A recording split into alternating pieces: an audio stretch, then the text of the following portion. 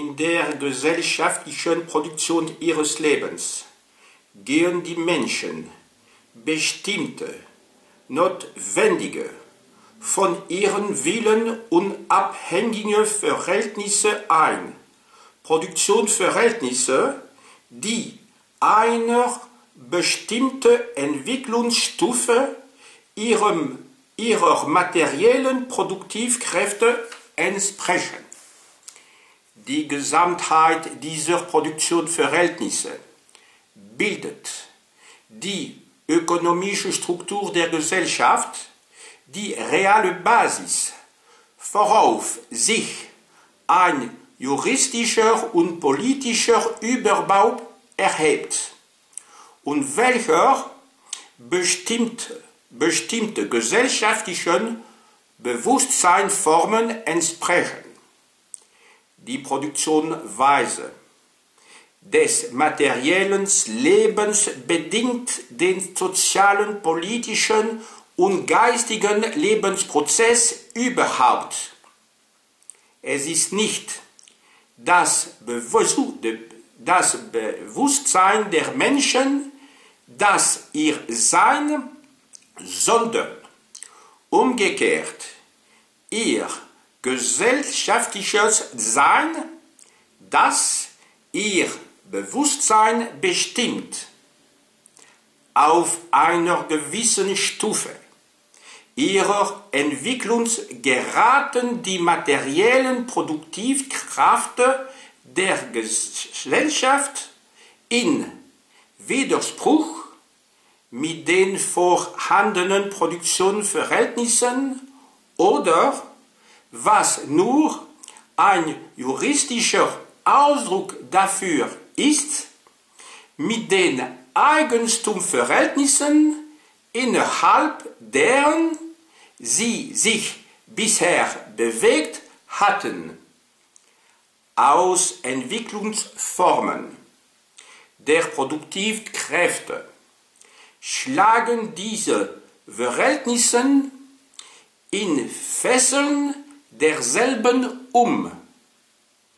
Es tritt dann eine Epoche sozialer Revolution ein, mit der Veränderung der ökonomischen Grundlage, welche sich der ganze ungeheure Überbau langsamer oder rascher um. Ce texte est tiré de la critique de l'économie politique de Karl Marx, qui date de 1859, plus précisément du Vorwort, c'est-à-dire de la préface, et je le tire ici des écrits choisis de Marx et Engels. Je vous le traduis bien sûr immédiatement à partir de la traduction qui en a été faite aux éditions sociales, donc dans la critique, contribution à la critique de l'économie politique.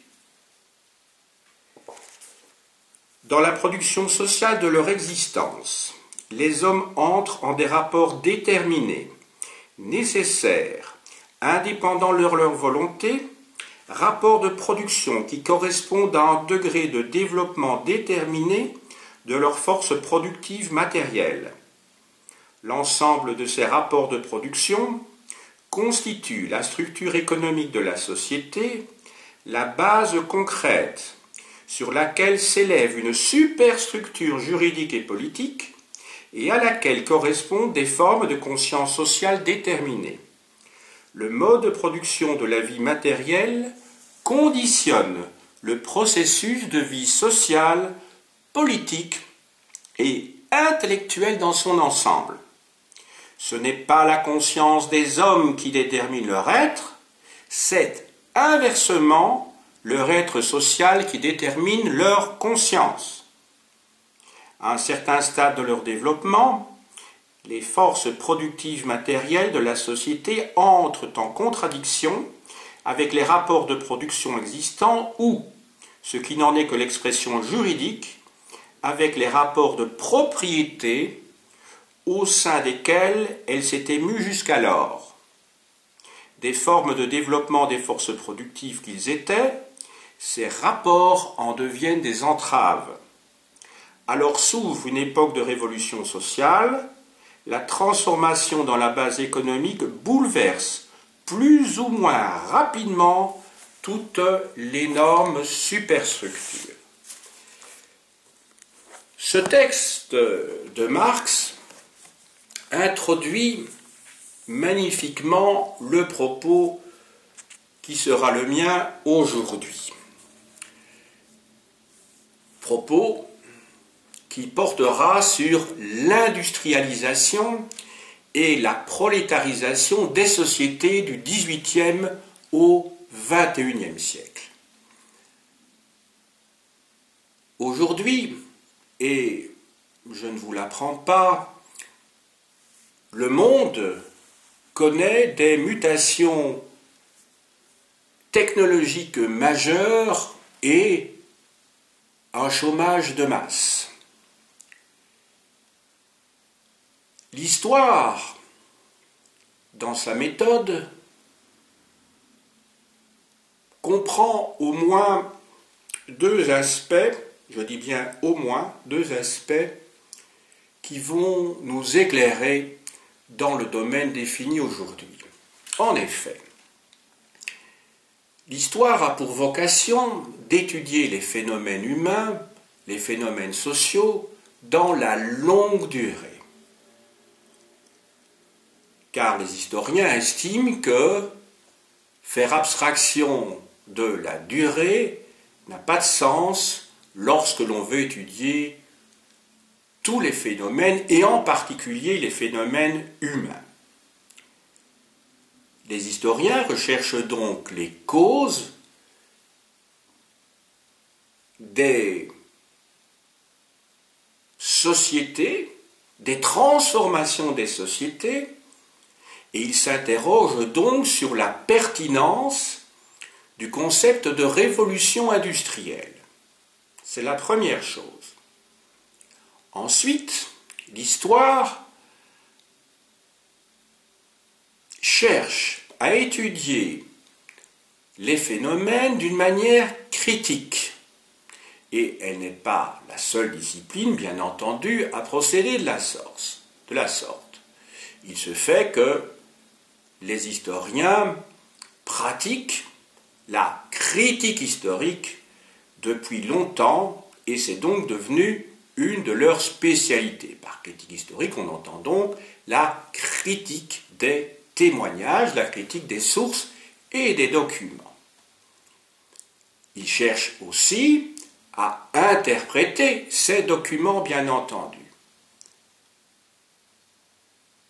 Les historiens ont donc, grâce à leurs travaux depuis plusieurs décennies, remis en question cette notion, ce concept de révolution industrielle, et ont montré que cette idée de révolution n'était pas adaptée, car en effet, l'industrialisation des sociétés s'est faite sur de nombreux siècles et qu'il faut au moins remonter au bas Moyen-Âge, c'est-à-dire au XIVe et XVe siècle, pour comprendre ce qui s'est passé. De plus, quant au terminus ad quem, c'est-à-dire la date limite que l'on assigne traditionnellement, en tout cas dans les manuels scolaires, à la révolution industrielle, n'est pas adéquate non plus. Car nous sommes toujours dans ce processus que l'on appelait auparavant la révolution industrielle. Vous savez certainement que l'on divise la révolution industrielle en plusieurs étapes. Dans les manuels, on réserve généralement un chapitre à la première révolution industrielle, celle qui s'étend en gros du milieu du XVIIIe siècle jusque dans les années 1880, et qui est caractérisée par l'invention de la machine à vapeur, l'invention du chemin de fer, le développement de l'industrie sidérurgique et de l'industrie charbonnière, qui fournissent soit les matériaux, soit l'énergie destinée à faire fonctionner les machines. En fait, le terme révolution industrielle n'apparaît plus pour le XXe siècle. Or, l'on sait maintenant, et depuis longtemps d'ailleurs, que de 1880 jusqu'au lendemain de la Deuxième Guerre mondiale se produit une seconde révolution industrielle caractérisée par l'usage de sources d'énergie nouvelles, l'électricité, le gaz et le pétrole. Et enfin, au lendemain de la Deuxième Guerre mondiale, se produit une troisième phase qui est celle de la révolution industrielle, qui est caractérisée par l'électronique et donc par ses enfants, à savoir l'informatique et la robotique. Nous serions ainsi soit toujours dans la troisième phase de cette révolution industrielle, si le terme révolution a du sens pour des phénomènes de très longue durée, soit entré, comme certains le prétendent, dans une quatrième phase qui serait celle du numérique.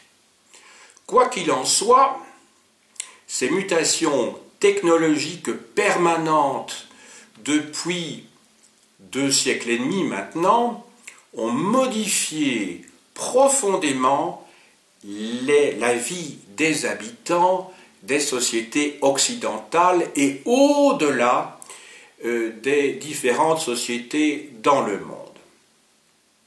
Cela a provoqué un chômage dans lequel nous vivons de manière permanente aux environs, j'arrondis bien sûr, à 10% dans nos régions, en France, en Belgique, pratiquement à un niveau semblable, même s'il est masqué par les travailleurs pauvres en Allemagne et en Angleterre, où l'on met en avant des taux de chômage beaucoup plus bas, mais qui en fait ne font que masquer, comme je le disais il y a un instant, une réalité beaucoup plus cruelle, puisqu'il y a des gens qui travaillent à des salaires extrêmement bas, qui sont même inférieurs aux allocations de chômage de nos régions.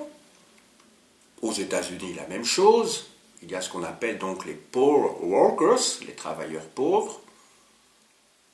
Ce qui est sûr, ou en tout cas, j'adhère à cette hypothèse, mais qui n'est qu'une hypothèse, parce que les historiens ne sont pas des prévisionnistes, à l'idée selon laquelle le numérique va entraîner toute une série de phénomènes sociaux importants et en particulier à un développement plus important encore du chômage qui pourrait conduire à un chômage de masse. Mais d'autres considèrent que le numérique va créer d'autres types d'emplois. Je vous ai dit tout à l'heure que non seulement on peut remettre en question la notion de révolution industrielle, mais aussi les acteurs qui étaient présentés souvent dans cette révolution industrielle comme de géniaux inventeurs, des savants, style James Watt par exemple, Volta, James Watt pour la machine à vapeur, Volta pour la pile électrique, pensons à toute une série d'autres personnages comme Stephenson pour le chemin de fer, comme Edison et Graham Bell, enfin bref, toute une série de personnages, donc pour le télégraphe ou pour le téléphone, alors que dans les faits, ce n'est pas le cas. Et c'est ce que je vais m'atteler à vous démontrer dans les minutes qui suivent. Quels ont donc été les facteurs de transformation depuis le XVIIIe siècle. Et je vous ai dit qu'on peut remonter jusqu'au bas Moyen-Âge pour essayer de comprendre ce phénomène d'industrialisation.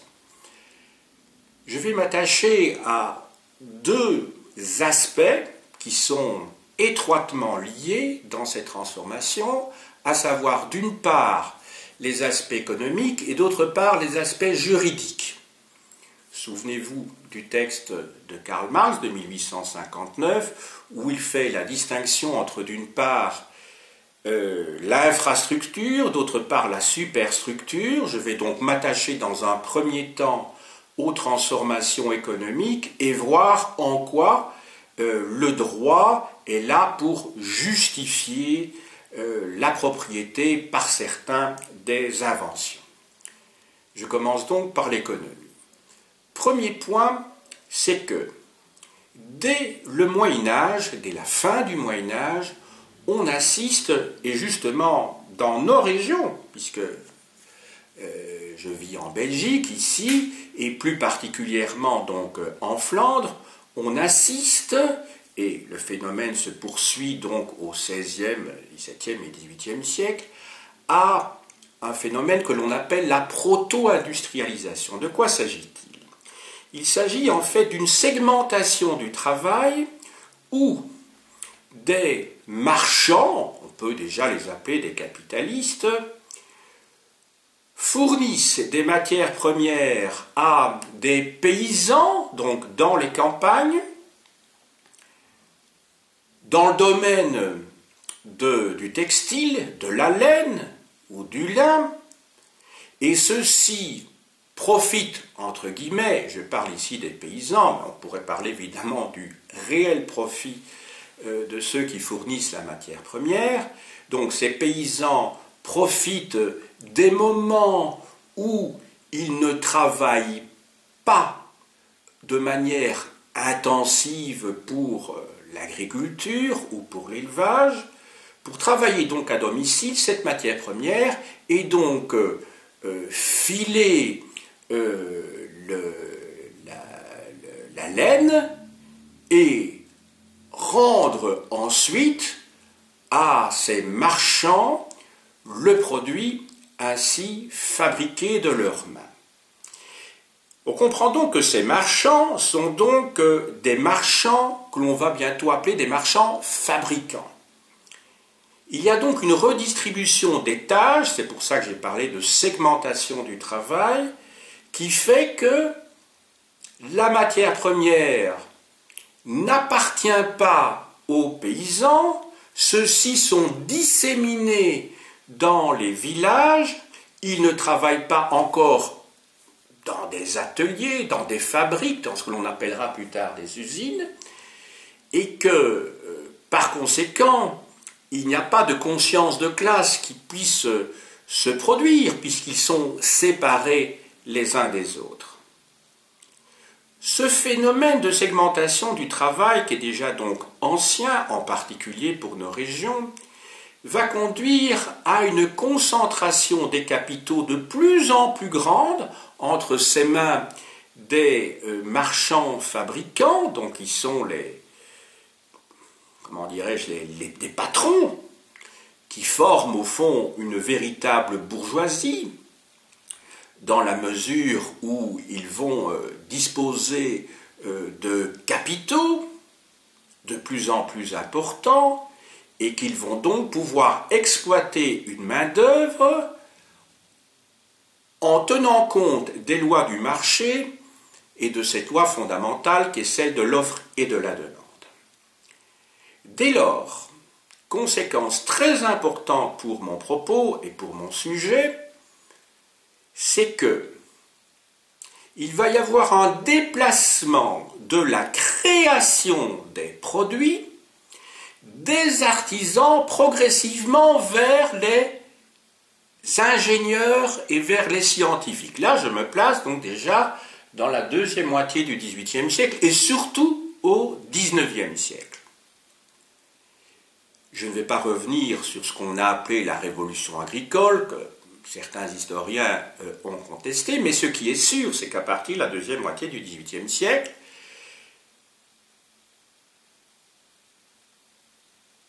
la crise, plutôt la concentration des capitaux y compris donc dans le domaine agricole, et l'impossibilité pour les paysans de produire à un coût aussi bas que les grands propriétaires fonciers. C'est à ce moment-là que s'accélère, parce qu'elle existait déjà avant, le processus des enclosures, c'est-à-dire des clôtures qui sont mises autour des champs et qui ne permettent plus donc aux paysans d'aller faire paître leurs animaux. Ça désorganise complètement le système de l'assonement triennal, et donc les communs, c'est-à-dire les biens communaux, sont progressivement mis en vente ou rachetés par les propriétaires fonciers ou monopolisés par les seigneurs, et les paysans doivent partir donc vers les villes pour pouvoir survivre. Ils vont fournir ainsi des contingents de plus en plus importants qui seront nécessaires à la production industrielle à partir donc de la fin du XVIIIe siècle et très clairement dans la première moitié du XIXe siècle. Ces anciens paysans devenus ouvriers dans des fabriques, dans des usines, vont être encasernés donc par l'économie industrielle, et ils vont être encasernés massivement. Donc il s'agit en fait d'un système qui est pratiquement un système de type carcéral. Parce que les ouvriers n'ont pas le choix. C'est une question de vie ou de mort pour eux que de travailler dans ces usines qui sont en train de prospérer. Sur le plan scientifique, maintenant, les savants vont s'atteler et quand je dis les savants, entendons-nous bien, c'est plutôt la scientifisation de l'économie va s'atteler à calibrer, à chiffrer non seulement la qualité, mais aussi tous les aspects de la production. Tout ceci va conduire à une modification des mentalités. Souvenez-vous du texte de Karl Marx, qui était extrêmement lucide et qui avait une capacité d'analyse du monde dans lequel l'ouvrier, du monde dans lequel il vivait, qui était absolument remarquable. Eh bien, donc, les mentalités vont s'en trouver changées. Et quand je dis les mentalités, ce n'est pas seulement les mentalités au XIXe siècle, mais au XXe siècle et toujours à notre époque. Pourquoi? Parce que c'est la bourgeoisie elle-même. Quand j'entends le terme bourgeoisie ici, je l'entends évidemment dans son sens précis, dans le sens marxiste, qui est la classe sociale qui détient les moyens de production.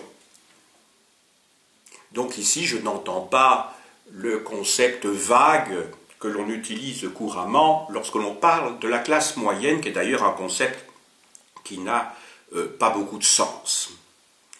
On est du côté des exploiteurs ou du côté des exploités, sauf si l'on considère que la classe moyenne est constituée, entre autres choses, de salariés qui placent leur argent dans l'achat de titres, actions, obligations, et participent ainsi de la classe dominante, ce qui n'est pas tout à fait faux à notre époque. Pensez au fonds de pension qui fait que les ouvriers sont eux-mêmes dans un système qui les exploite.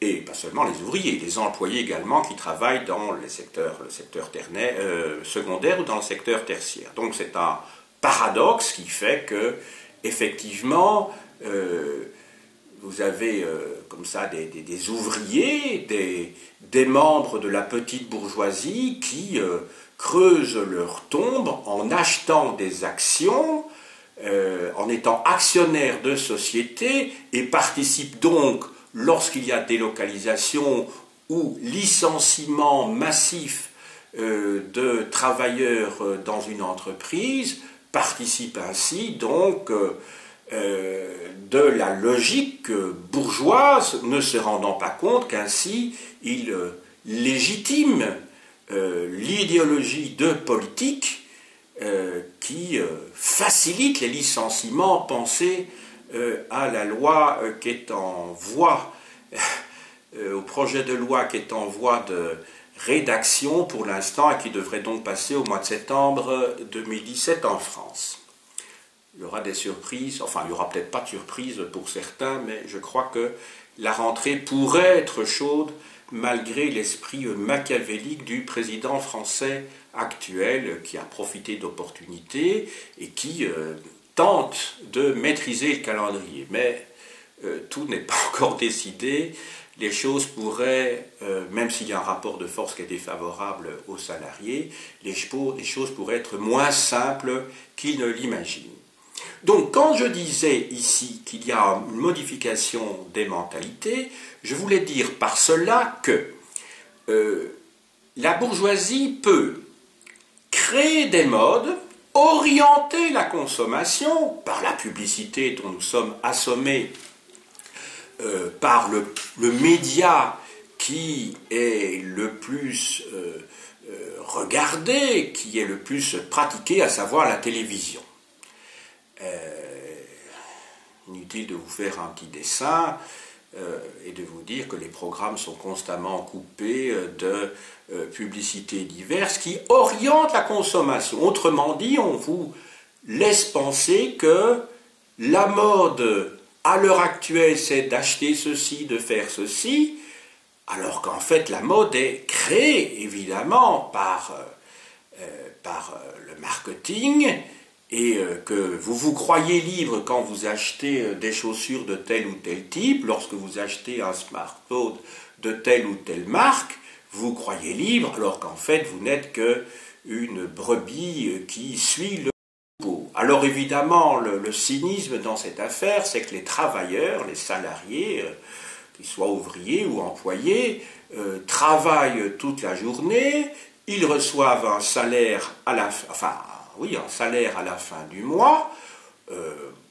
salaire gagné plus ou moins durement, parfois dans des conditions pénibles, et ils dépensent cet argent qui, pour des produits dont ils n'ont pas vraiment besoin, mais dont ils sont convaincus qu'ils sont nécessaires à leur propre vie, à leur bonheur, à leur bien-être, et donc ils participent à leur propre aliénation. Autrement dit, ces produits sont légitimés. Il y a donc une légitimité à produire des nouveaux types de production. Et c'est ainsi que le capitalisme peut continuer à vivre. Il s'agit de faire tourner la machine qui, semble-t-il, marche très bien. Et là, c'est tout le rôle justement des historiens, des sociologues, des intellectuels, des professeurs d'une manière plus générale, mais surtout aussi des individus qui doivent faire quand même un petit effort, même un gros effort, pour essayer de se dégager comme ça de cette tyrannie, car il s'agit bien d'une tyrannie de la consommation qui est guidée. C'est pas seulement la consommation qui est tyrannique, c'est le choix des produits qui sont proposés et qui sont en fait guidés par des objectifs qui n'ont rien de noble, c'est-à-dire c'est évidemment pas pour satisfaire la clientèle comme on vous le raconte à longueur de publicité dans les spots, où l'on vous dit « Ah, c'est votre banque, elle répond à vos besoins ». C'est plutôt vous qui répondez aux besoins de la banque, ça paraît assez évident. Je vous ai donné donc quelques éléments maintenant sur les aspects économiques, sur les transformations économiques majeures qui ont donc modifié le paysage, et c'est un euphémisme, depuis donc 2 siècles et demi. Donc vous avez bien compris 1. Concentration des capitaux à la suite de la segmentation du travail. 2. Déplacement de la création des artisans vers les ingénieurs et les scientifiques. 3. Et c'est la conséquence de ce que j'expliquais tout à l'heure, modification des mentalités où les gens se croient libres alors qu'en fait on les mène par le bout du nez. Marx était très clair dans sa préface de sa contribution à la critique de l'économie politique lorsqu'il parlait d'infrastructures, de superstructures, les mentalités appartenant vraiment donc très clairement à la superstructure, et donc on ne pense pas librement. Ce sont les conditions matérielles dans lesquelles on vit qui déterminent notre conscience sociale. Je vais essayer de retrouver cela, je ne sais plus où c'était. Attendez. Ah, maintenant je vais essayer de retrouver cela dans la table des matières.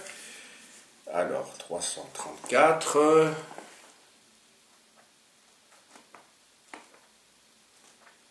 Je m'excuse pour ce petit contretemps.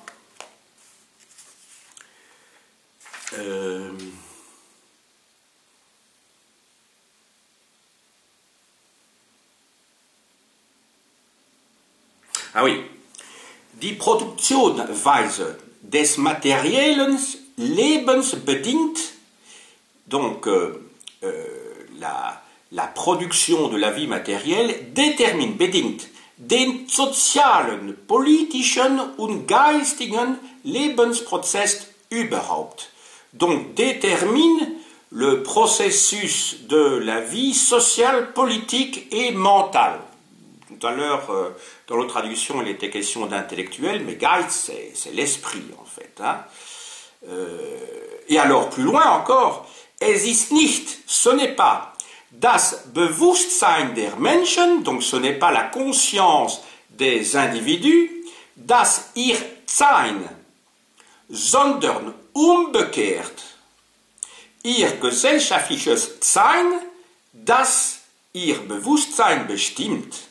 Donc ce n'est pas la conscience des individus qui détermine leur être, ihr Sein, sondern, mais leur être social, donc ihr gesellschaftliches Sein, qui détermine leur conscience, das ihr Bewusstsein bestimmt. Donc c'est une phrase évidemment tout à fait essentielle qui, on y adhère pas, mais qui résume parfaitement le cœur du matérialisme historique de Karl Marx et de cette dynamique entre d'une part les conditions matérielles et d'autre part ce qui se passe dans notre tête. Donc notre être social est déterminé par les conditions matérielles dans lesquelles on vit, et ce n'est pas la conscience qui projette, qui nous permet de voir le monde tel qu'il est. Il y a inversion évidemment des données du problème. Maintenant pour le droit, je vous ai dit, et je viens de répéter maintenant, que le droit fait partie donc de l'idéologie, donc de la superstructure, puisque le droit n'est rien d'autre qu'une construction Überbau, hein, qui se construit à partir de conditions matérielles. Donc, le droit maintenant, il a fallu que l'idéologie bourgeoise donc construise, ou plutôt modifie le droit en fonction de ses intérêts dans le cadre des démocraties parlementaires quand elles sont nées ou quand elles se sont développées. J'ai parlé plutôt de processus parlementaire, le terme démocratie n'est évidemment pas correct. Premier élément, c'est que la production individuelle du droit d'invention naît à partir de la deuxième moitié du XVIIIe siècle. Je dis bien la protection individuelle du droit d'invention. C'est ce qu'on appelle les brevets industriels. Auparavant, les inventions étaient collectives, ou plus exactement, même si c'était un individu qui avait créé un processus de fabrication, il ne revendiquait pas à titre personnel et il ne cherchait pas à formaliser son droit de propriété dans le droit, car avant la révolution industrielle, c'est-à-dire sous l'Ancien Régime en fait, les inventions étaient collectives et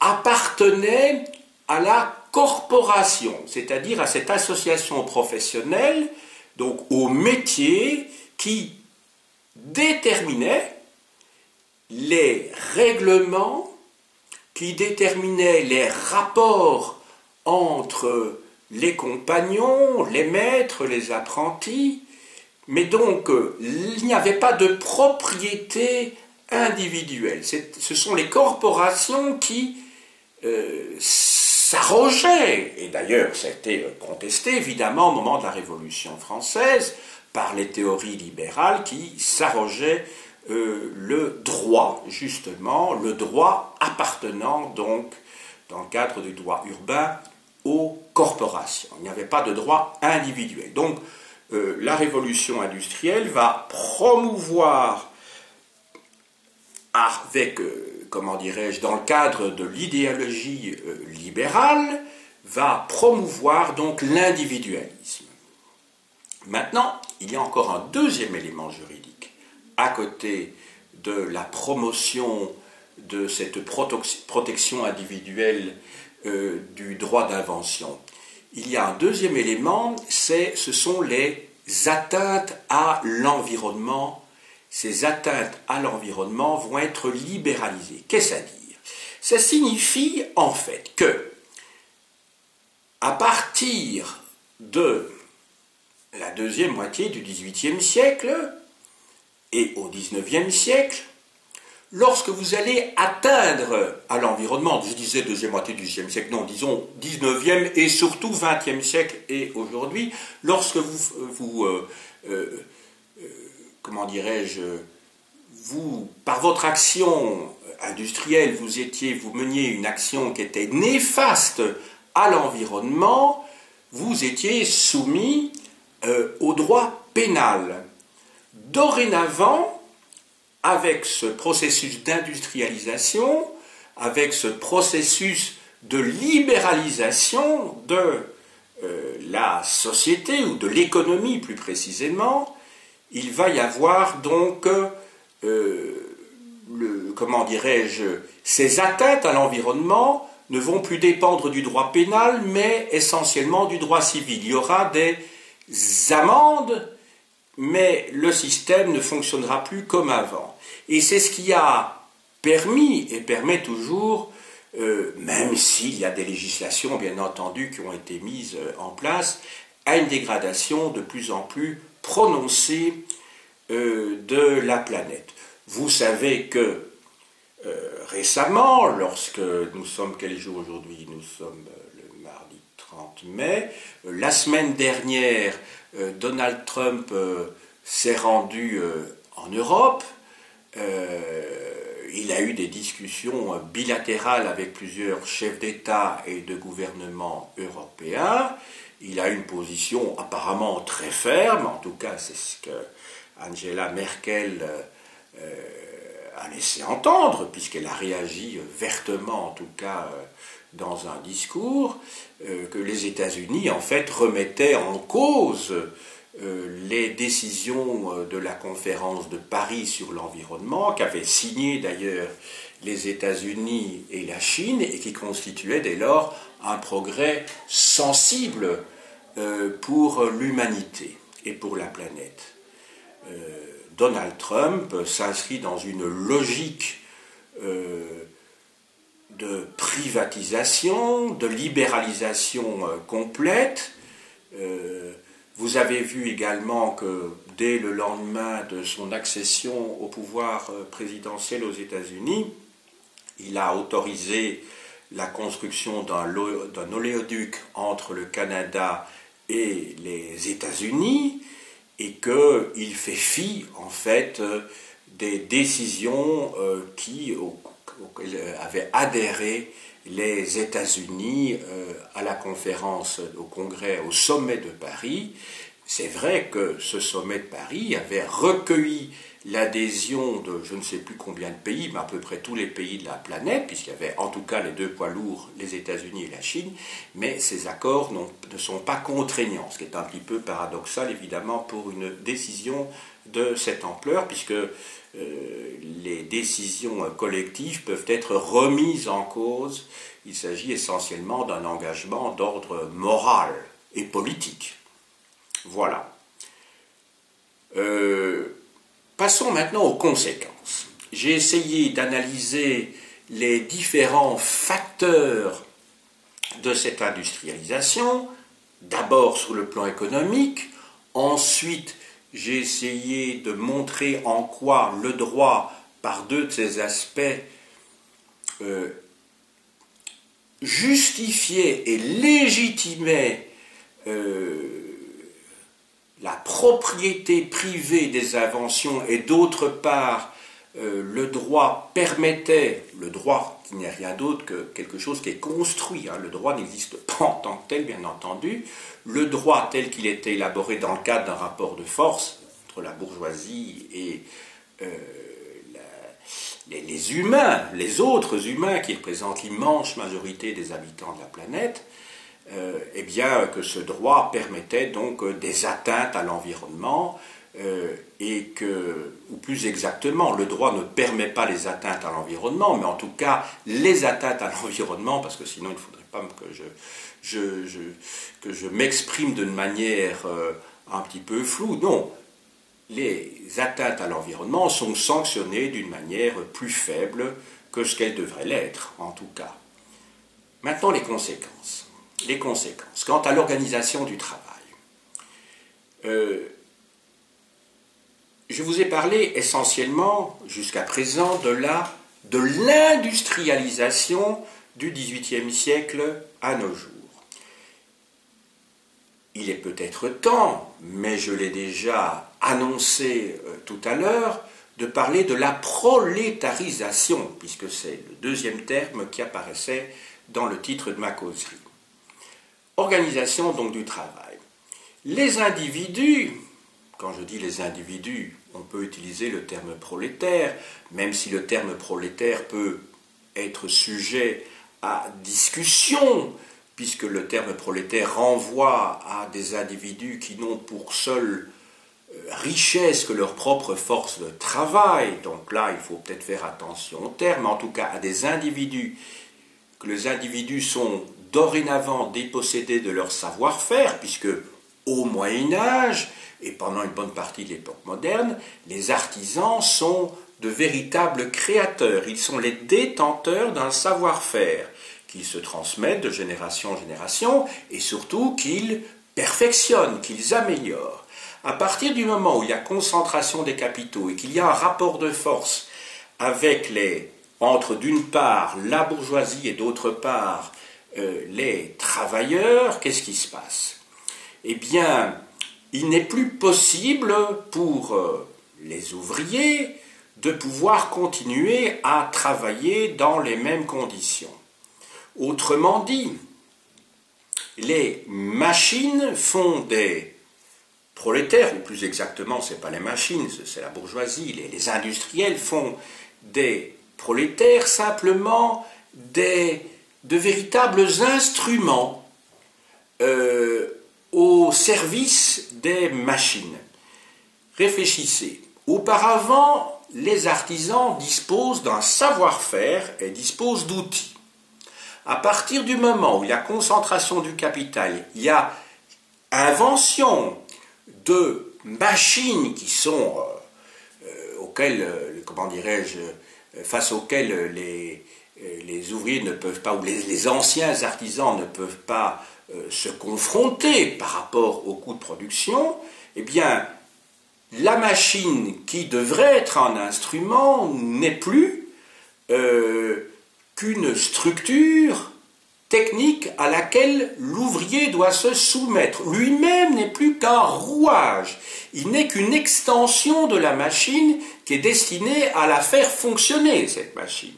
Autrement dit, il perd toute son autonomie. Donc il n'y a plus aucun processus de création. Donc il faut entendre le terme aliénation dans son double sens, à savoir d'une part ce que j'évoquais tout à l'heure à propos des mentalités, c'est-à-dire que les gens, les consommateurs sont menés par le bout du nez, donc ils sont aliénés par rapport à eux-mêmes, ils se croient libres et ils ne sont pas, mais l'aliénation c'est d'abord et avant tout le fait de devenir étranger à son outil de travail, ce qui modifie effectivement les mentalités. Ensuite, ces individus, maintenant, depuis donc le XVIIIe siècle, puis surtout le XIXe siècle, n'ont plus donc que leur force de travail qu'ils doivent vendre. C'est une question de survie, de vie ou de mort. Donc, je répète, l'aliénation, c'est donc bien une absence d'autonomie sur le plan technique qui est liée à la loi du marché qui lie nos sociétés. Conclusion de tout ceci. On peut conclure qu'il y a eu une profonde modification, qu'il y a eu de profondes transformations des rapports sociaux de production dans ce phénomène d'industrialisation qui a conduit à la prolétarisation, c'est-à-dire, quand je parle de rapports sociaux, c'est-à-dire de rapports de pouvoir fondés sur l'enrégimentement et l'exploitation de l'homme par l'homme. Ça, c'est la base du système. Donc, je répète, les rapports sociaux sont déterminés par un rapport de force entre dominant et dominé et par l'exploitation de l'homme par l'homme. Retenez donc cette triade. 1. Domination. 2. Exploitation. Et 3. Aliénation. Les trois concepts participent d'une réalité à laquelle on évoque ou à laquelle on oppose un idéal qui est très loin d'être atteint et qui fait partie justement d'une idéologie complètement récupérée. Je pense à la devise de la République française, liberté, égalité, fraternité. Vous pouvez donc utiliser les trois termes liberté, égalité, fraternité et voir à quoi ils correspondent dans la réalité, c'est-à-dire domination, exploitation, aliénation. Ils sont donc ces trois termes sont les contraires, mais correspondent à une réalité donc de cette devise de la fin du XVIIIe siècle qui résume l'idéologie des Lumières. Si je vous dis ça, c'est parce que récemment, j'ai lu, ou plutôt j'ai vu sur Internet,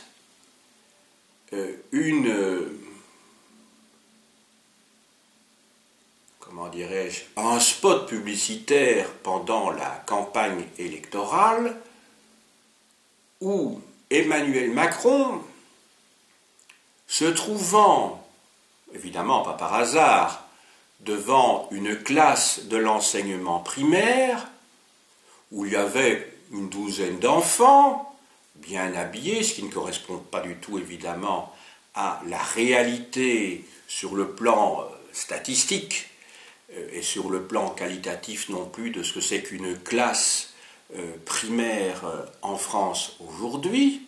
Cette classe avait été évidemment sélectionnée, ça va de soi, les élèves aussi peut-être, je n'en sais rien, et les élèves, dans un scénario arrangé, on peut le supposer en tout cas à l'avance, demandaient, alors qu'ils n'avaient que 8-9 ans, vous imaginez, à 8-9 ans, demandaient aux candidats à l'élection présidentielle s'ils pouvaient résumer en 1 minute la différence entre la gauche et la droite. Vous imaginez que des enfants de 8-9 ans posent spontanément ce type de questions. C'est inimaginable. Moi, je me souviens, quand j'avais 8-9 ans, Je ne savais déjà pas ce que c'était que la gauche et la droite, j'en avais jamais entendu parler tout d'abord. Donc là, à moins d'être dans une classe d'enfants particulièrement attentifs aux informations politiques, mais je ne vois pas vraiment en quoi ça peut intéresser des enfants, en tout cas à cet âge-là. Enfin bref, Emmanuel Macron comment dirais-je, répond à leurs demandes entre guillemets. Il explique que la droite c'est la liberté, en tout cas c'est le mot qui est le plus important, le concept le plus important pour les gens de droite. Pour les gens de gauche, la notion la plus importante c'est celle d'égalité. Mais alors, il explique directement, vous imaginez cette propagande grossière, et surtout qui prouve ce qu'il y a en arrière-fond de sa pensée, pour ceux qui s'imaginent que c'est un parfait démocrate, ils s'en rendront compte dans peu de temps. Emmanuel Macron, toujours dans le cadre de la minute que les enfants lui ont accordée, explique que lui, son programme, c'est un peu de liberté, un peu d'égalité. Moi, c'est le un peu qui m'inquiète plus qu'autre chose. Donc, un peu de liberté, un peu d'égalité, et que tout cela pouvait se résumer. D'ailleurs, il fait appel à cette classe d'école primaire en leur demandant c'est quoi la devise de la République française? Liberté, égalité, fraternité. Donc, vous voyez, c'est le lien, l'association qui m'a conduit à parler de ceci lorsque j'évoquais justement cette devise tout à l'heure. Et alors, il répond, voilà notre programme, c'est la fraternité. Vous imaginez évidemment quelle escroquerie. Déjà, ces enfants se souviendront toute leur vie d'avoir eu le futur président de la République française dans leur classe. Donc, il y a une manipulation d'enfants. Je trouve que c'est vraiment... sur le plan moral, tout à fait inacceptable d'agir de cette sorte. Mais alors, cette idée de fraternité qui est bien sympathique, à laquelle j'adhère évidemment, j'aime bien avoir des camarades, ça va de soi, nous adhérons tous, mais dans le cadre d'une campagne politique, la fraternité renvoie à quoi? Elle renvoie à l'idée que moi, Macron, je ne suis ni de gauche ni de droite. Autrement dit, je m'oppose au conflit entre les partis, c'est-à-dire au conflit entre des partis qui sont censés représenter des intérêts de classe, je dis bien censés, nous ne sommes pas naïfs bien entendu, et donc, moi, Emmanuel Macron, je suis pour la concorde des classes. Je ne parle pas des classes scolaires, je dis des classes sociales. C'est quoi en fait le fascisme?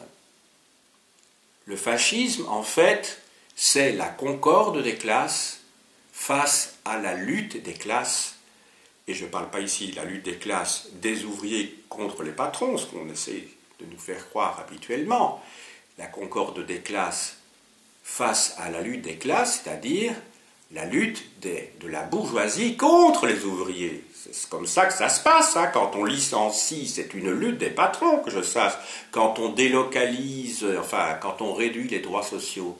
Donc, je me permets de dire ceci en conclusion de cet exposé, en rappelant que l'histoire de l'industrialisation et de la prolétarisation des sociétés du XVIIIe siècle à nos jours a conduit à des contestations plus ou moins vives suivant les époques, suivant les rapports de force, que certaines de ces contestations nous paraissent a posteriori insensées, comme la révolte des Ludites au début du XIXe siècle en Angleterre qui cassait les machines.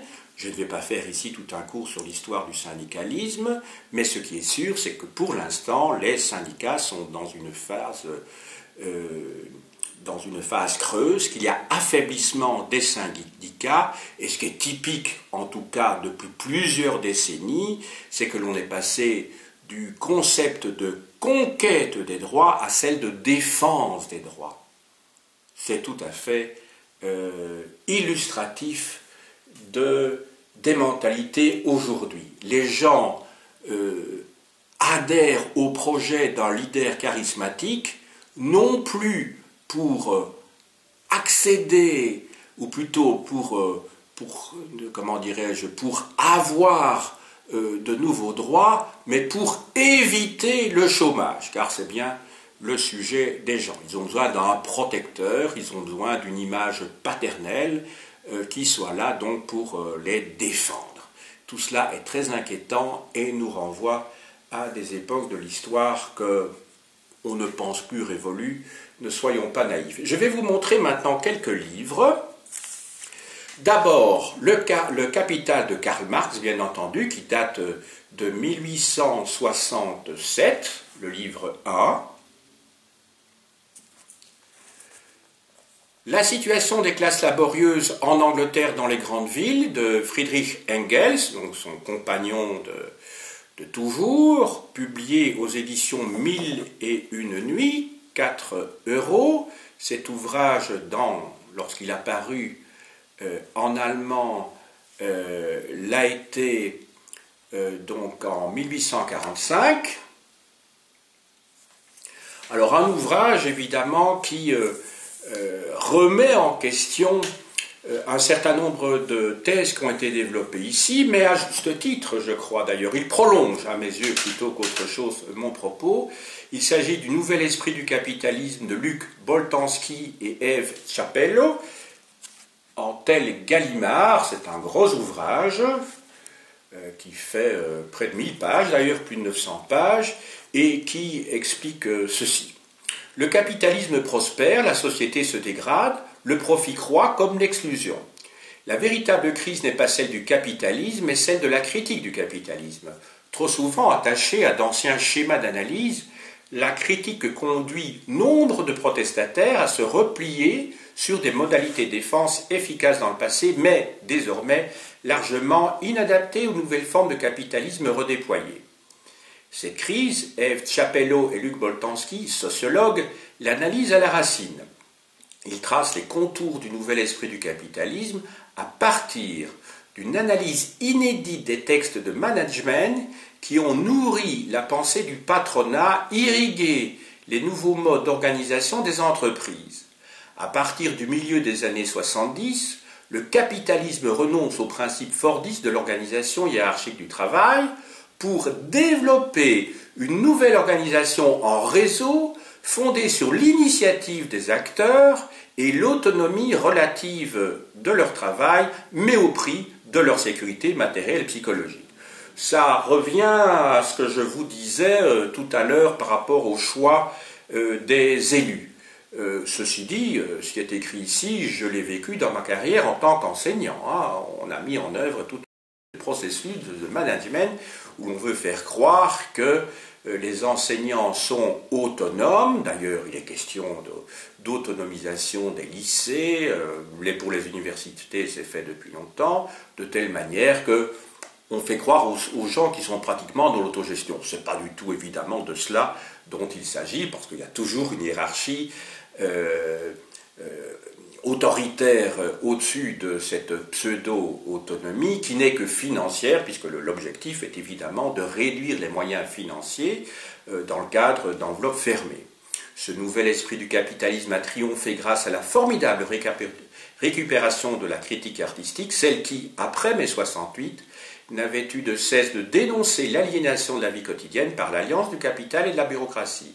Une récupération qui a tué la critique artiste plutôt. Dans le même temps, la critique sociale manquait le tournant du néo-capitalisme et demeurait rivée au vieux schéma de la production hiérarchisée. On la trouva donc fort démunie lorsque l'hiver de la crise fut venu. Voilà. Donc je crois que c'est un ouvrage, enfin je ne crois pas, je suis sûr que c'est un ouvrage qu'il faut évidemment lire et méditer. C'est un ouvrage qui date de l'extrême fin du XXe siècle, 1999, mais nous sommes toujours, hélas, dans la phase du capitalisme qui est décrite dans ce livre. Les innovations en termes de management ont beau être très rapides, en tout cas, nous sommes ici dans le cas de figure, à notre époque, dans nos sociétés, dans le cas de figure, enfin à ma connaissance, je ne suis pas économiste, qui est décrit dans le livre. Alors, quelques ouvrages, comme d'habitude, d'Eric Hobsbawm, qui était un historien marxiste très important. Il a publié plusieurs volumes 3 plus précisément, l'ère des révolutions aux éditions complexes,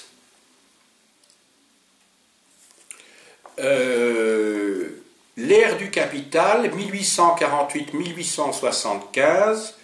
Moi ici j'ai l'édition plurielle, mais bon, le tome 1 existe également dans l'édition plurielle. Et alors il y a encore un 3e volume que je n'ai pas ici sous la main. Il accorde beaucoup d'importance, évidemment, dans ces 2 volumes, en tant que marxiste, et parce que c'est inévitable, c'est même la matière du 19e siècle, à la révolution industrielle. De Maurice Domat, Histoire générale des techniques, tome 3, l'expansion du machinisme, 1725-1860. Si vous voulez comprendre comment fonctionnent les machines, mais ce n'est pas seulement cela, hein, il est question également du contexte dans lequel ces machines ont été créées. Tome 4, les techniques de la civilisation industrielle, énergie et matériaux, donc toujours aux presses universitaires de France, collection Quadrige. Et le tome 5, les techniques de la civilisation industrielle, transformation, communication, facteurs humains. Donc ça constituera une excellente base pour approfondir ce sujet. Alors, sur la révolution industrielle elle-même, de Rostov, Comment tout a commencé, les origines de l'économie moderne, c'est le fameux take-off de la révolution industrielle chez Hachette. De Jean-Pierre Rioux, la révolution industrielle 1780-1880 en point histoire. De Henderson, la révolution industrielle chez Flammarion, dans l'histoire illustrée de l'Europe. 2 siècles de révolution industrielle publiés aux éditions plurielles. La première industrialisation 1750-1880 sous la direction de Nadège Sougy et Patrick Verlet, publiée par la documentation photographique, publiée en janvier-février 2008. C'est le numéro 8061. Excellent dossier pédagogique. Les 2 révolutions industrielles du XXe siècle, de François Caron dans l'évolution de l'humanité chez Albin Michel.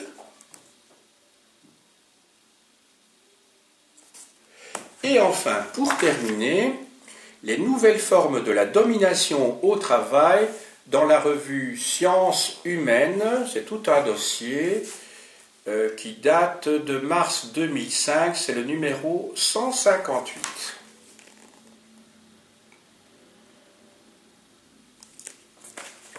J'ai dit